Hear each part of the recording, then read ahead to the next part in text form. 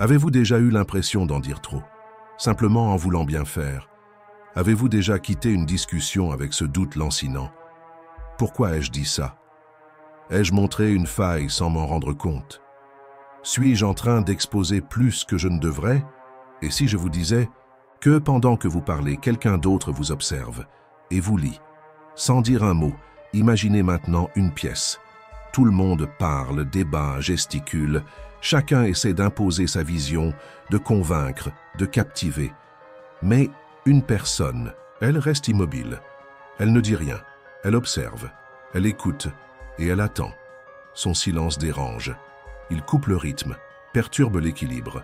Sans parler, elle semble pourtant tout contrôler. Et instinctivement, on la respecte. Pourquoi ce silence nous met-il autant mal à l'aise? Pourquoi certaines personnes nous imposent-elles leur présence sans un mot? Qui sont ceux capables de captiver une pièce sans élever la voix, sans se justifier, sans se dévoiler? Et surtout, comment devenir cette personne? Dans cette vidéo, vous allez découvrir le pouvoir oublié du silence.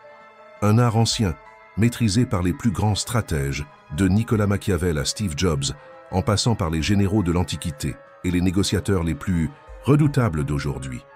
Une stratégie de domination invisible, que vous pourrez appliquer dès maintenant dans votre quotidien. Le silence n'est pas un vide, c'est une présence, une force, une arme. Et si vous restez jusqu'à la fin de cette vidéo, vous ne verrez plus jamais les silences de la même manière. L'héritage secret de Machiavel. En 1532, Nicolas Machiavel publie Le Prince. Ce n'est pas un simple livre, c'est un manifeste brutal, un miroir tendu aux jeux de pouvoir les plus sombres. Derrière des phrases austères, il y expose une vérité dérangeante. Dans les coulisses du pouvoir, la transparence est une faiblesse et le silence, une stratégie de domination.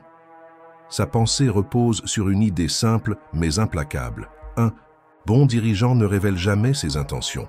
Pourquoi? Parce que révéler, c'est donner. Et dans le monde du pouvoir, tout ce que vous donnez peut être utilisé contre vous. Chaque mot que vous prononcez peut être mal interprété, retourné et vidé de son sens, un mot de trop, une précision inutile, un aveu glissé par mégarde, et vous perdez l'ascendant. Machiavel ne parle pas de morale, il parle d'efficacité. Il ne vous demande pas d'être bon, il vous demande d'être lucide. Il écrit d'ailleurs cette phrase glaçante, souvent citée, rarement comprise. Les hommes doivent être caressés ou détruits, car ils peuvent se venger des petites offenses, mais pas des grandes. Ce qu'il signifie par là, c'est que l'ambiguïté est une force. Soit vous dominez, soit vous êtes exposé. Il n'y a pas d'entre-deux. Ce qu'il ne dit pas explicitement, mais que l'on devine entre les lignes, c'est que le silence est l'arme des plus intelligents. Le silence, ce n'est pas l'inaction, c'est l'attente stratégique. Le silence permet d'observer sans être observé, d'apprendre sans s'exposer, de contrôler sans s'impliquer. Celui qui se tait maîtrise le rythme, force les autres à deviner, à interpréter, et donc à se tromper. Machiavel savait que dans un monde gouverné par les apparences et la méfiance, celui qui parle le moins possède un avantage que nul ne peut acheter, l'imprévisibilité. Car dans la politique, comme dans la vie, ce qui ne peut être anticipé devient dangereux, et donc puissant. Le pouvoir psychologique du silence. En 2002, une étude menée par l'université de Harvard a révélé un phénomène aussi troublant que révélateur. Dans 83% des cas, lors d'une négociation, celui qui parle le plus finit par perdre l'avantage. Et ce n'est pas une question d'intelligence, de statut ou de contenu. Ce qu'il perd réellement, c'est le contrôle de l'échange. Mais pourquoi? Parce que le silence crée un vide. Et ce vide, notre cerveau le perçoit comme une tension, une faille, une anomalie qu'il faut résoudre. L'être humain est ainsi câblé, il ne supporte pas l'incertitude. Face à un silence prolongé, il panique doucement. Il cherche instinctivement à combler ce vide.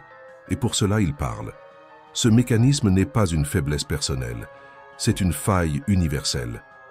Le cerveau, confronté à une pause, dans l'échange, active la même zone que lorsqu'il fait face à un danger, l'amygdale.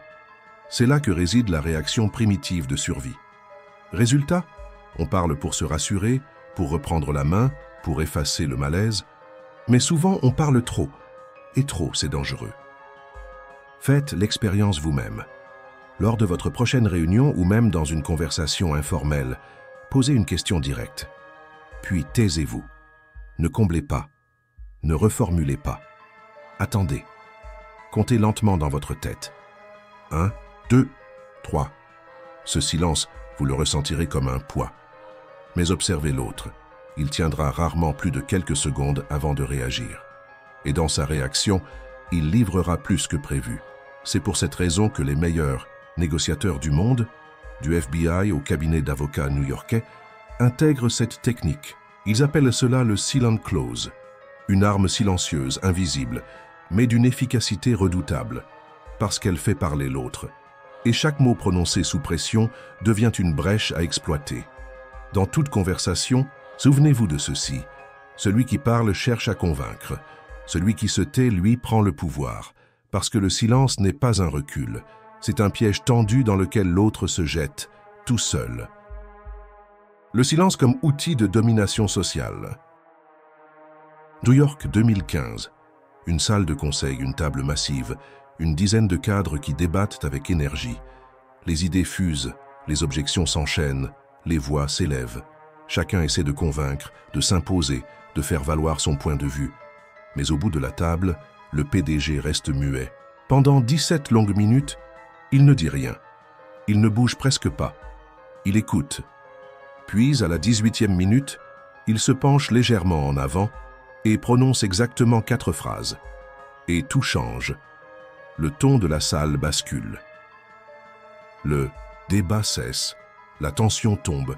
La direction est claire, la décision est prise. En un instant, il a imposé son autorité sans hausser le ton, sans forcer. Simplement, il a attendu. Et quand il a parlé, chaque mot comptait. Pourquoi cela fonctionne-t-il? Aussi bien parce que son silence a préparé le terrain. Il a installé un climat. Il a créé un vide, une attente. Et quand il a parlé, ce n'était plus une opinion parmi d'autres. C'était un verdict.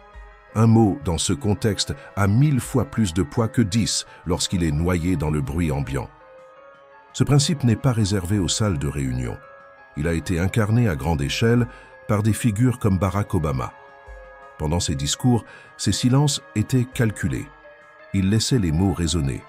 Il interrompait volontairement le rythme, obligeant son auditoire à écouter, à réfléchir. Chaque pause servait à renforcer le propos. Et cette maîtrise du silence, plus encore que son éloquence, donnait à ses discours leur impact unique. C'est là tout le paradoxe. Dans un monde où l'on confond souvent autorité avec volume, la vraie puissance se cache parfois dans l'économie de mots. Celui qui parle peu est perçu comme réfléchi. Celui qui parle au bon moment est perçu comme juste. Et celui qui sait attendre avant d'intervenir impose sans avoir besoin de s'affirmer. Dans la dynamique sociale, le silence devient alors un outil de domination. Il attire l'attention sans la demander. Il crée le mystère. Il installe l'autorité. Et il transforme chaque prise de parole en événement. Celui qui sait maîtriser cela n'a plus besoin de convaincre.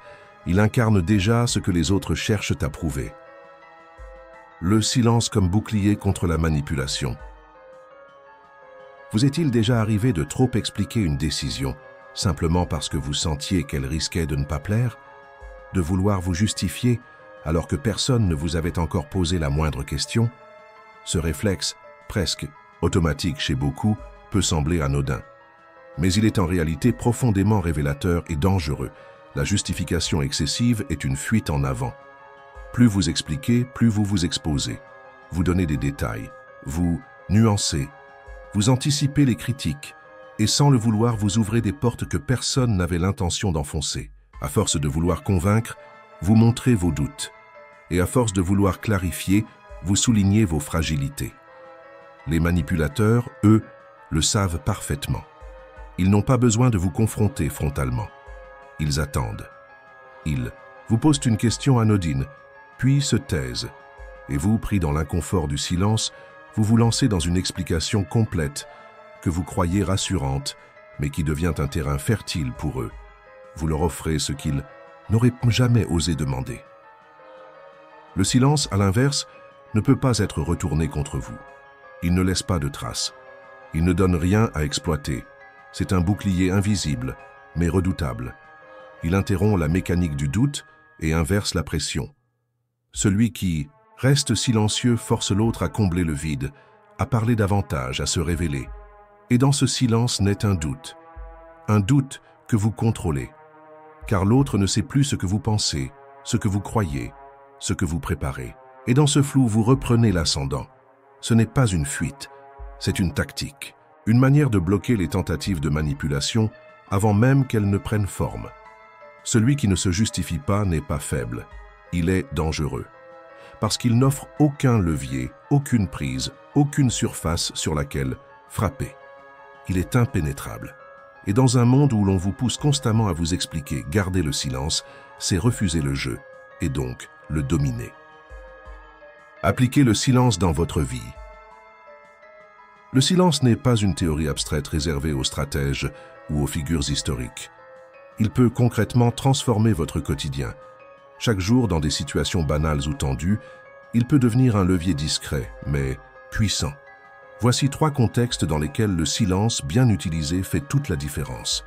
Premier cas, un entretien d'embauche. La plupart des candidats se précipitent pour répondre, par peur du jugement ou du silence. Mais cette précipitation trahit souvent une forme d'insécurité. La prochaine fois, lorsqu'on vous posera une question importante, ne répondez pas immédiatement. Prenez une respiration, maintenez le regard de votre interlocuteur, observez-le. Attendez 2 secondes, pas plus. Puis parlez.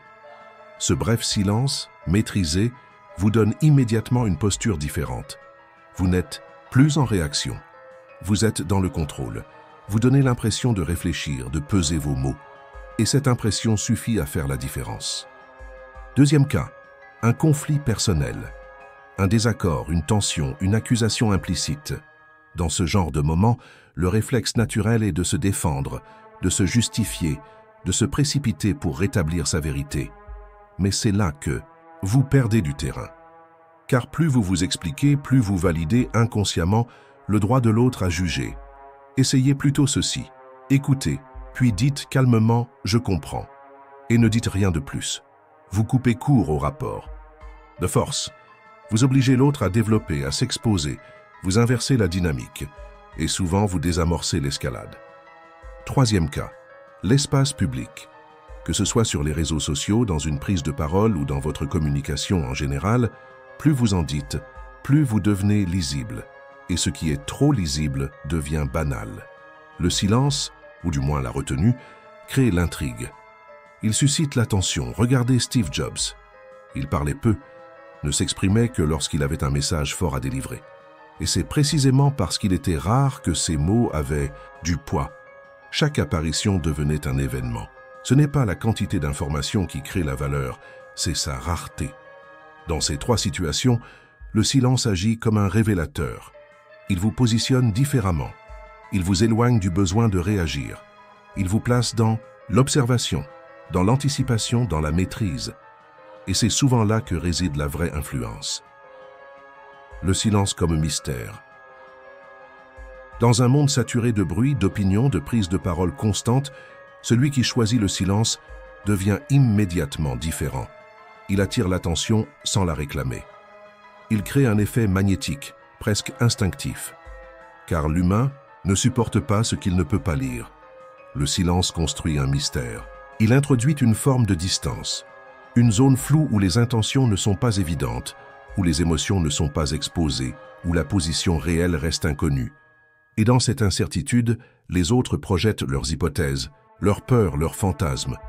Vous ne dites rien, mais eux, à votre place, imaginent tout. C'est cette absence d'information qui, paradoxalement, crée la fascination. Car ce que l'on ne comprend pas nous intrigue. Ce que l'on ne maîtrise pas nous retient. Les plus grands personnages publics, ceux qui ont marqué les esprits durablement, ont toujours cultivé une forme de distance. Ils ne répondaient pas à toutes les questions. Ils ne s'expliquaient pas sur tout. Ils choisissaient les mots comme on choisit des gestes, rarement avec précision, et toujours pour un effet calculé. Ce principe vaut aussi dans vos relations personnelles.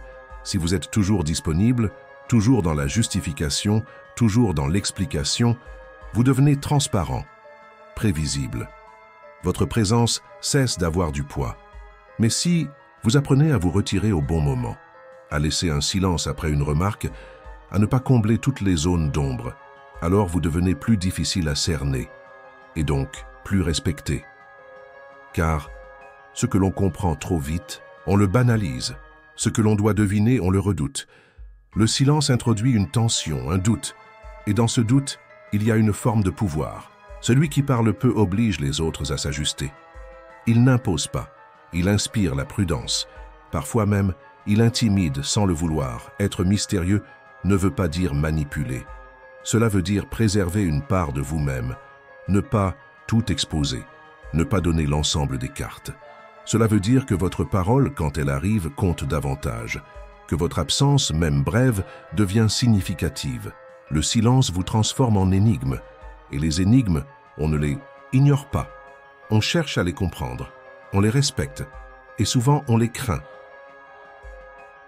Le silence n'est pas une faiblesse, ce n'est pas du vide.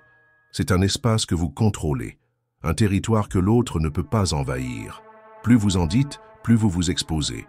Mais celui qui sait quand se taire devient insaisissable. Et, dans un monde où tout le monde parle trop, celui qui ne dit rien intrigue, dérange, domine. Rappelez-vous, chaque mot peut être une ouverture. Chaque justification peut devenir une arme contre vous. Mais le silence, lui, reste fermé, impénétrable. Il ne laisse rien filtrer. Et c'est justement ce que redoute celui qui cherche à prendre l'ascendant. Le silence n'est pas l'absence d'une réponse. C'est une présence en suspens. C'est ce qui oblige l'autre à combler, à interpréter, à se découvrir à votre place. C'est un piège doux, un pouvoir discret, une stratégie que peu osent maîtriser, mais que vous pouvez désormais activer. Et vous, quand avez-vous compris le pouvoir du silence? Était-ce dans une dispute que vous avez décidé de ne pas alimenter? Dans une réunion où un simple regard a suffi? Ou ce moment précis où vous avez parlé et où vous avez su que vous n'auriez pas dû? On a tous vécu ça. Ce court instant où le silence aurait tout changé. Alors posez-vous cette question maintenant. Qu'est-ce que vous auriez pu éviter en vous taisant? Ou mieux encore, qu'est-ce que vous avez gagné en gardant le silence? Et si ce moment vous revient maintenant, c'est qu'il a compté. Ne le gardez pas pour vous, écrivez-le en commentaire. Ce moment précis où vous avez choisi de vous taire, ou celui où vous auriez dû. Pas pour raconter votre vie, juste pour marquer ce souvenir. Parce que parfois, un silence partagé vaut plus qu'une leçon donnée. Et qui sait, ce que vous avez vécu pourrait réveiller quelque chose chez quelqu'un d'autre.